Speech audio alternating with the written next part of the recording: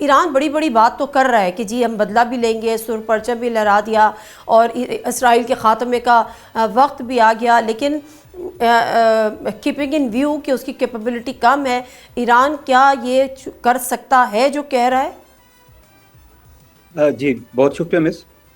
اس میں 3 فیکٹرز بڑے امپورٹنٹ ہیں انڈرسٹینڈ کرنے کے لیے میم. ایک تو یہ ہے جی کہ ایران کا ساری عمر سے جو سٹانس رہا ہے، اور ایران نے اپنا ایک ریزیلینس شو کی ہے، ٹینیسٹی شو کی ہے، اور ان کی لیڈرشپ نے اور عوام نے ایک بہادری کا مظاہرہ کیا. لیکن کیا یہ جذباتیت اور بہادری جو ہے، اس کو جب آپ ٹرانسلیٹ کرتے ہیں پریکٹیکل ٹرمز میں، وہ کس حد تک افیکٹو ہوگی، یہ ڈپینڈ کرے گا آپ کے جو ملٹری کمانڈرز ہیں وہاں کے اس وقت، اور جو انٹیلیجنس ہے، اور جو ان کی ٹیکنیکل کیپیبلٹی ہے اس کے اوپر.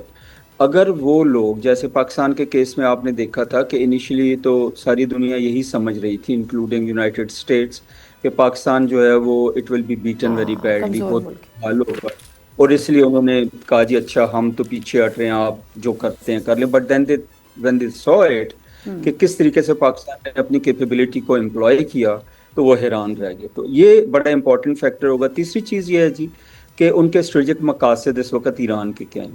میرے خیال سب سے بڑا مقصد جو ایران کا ہوگا کہ انٹرنیشنلی اور نیشنلی، ان سائڈ آؤٹ سائڈ جو کنٹری ہے، کہ اس میں لوگ کو یہ بتانا کہ وہ بدلہ لے سکتے ہیں، اور انہوں نے بدلہ لیا ہے. ٹھیک However، جو ہے. بہت امپورٹنٹ چیز ہے کہ ان کی کیپیبلٹی جو ہے وہ ڈیمانسٹریٹ کرنے کی بات ہے کہ وہ کیسے کرتے ہیں اور کتنا زیادہ افیکٹو وہ ریٹیلیٹ کر سکتے ہیں.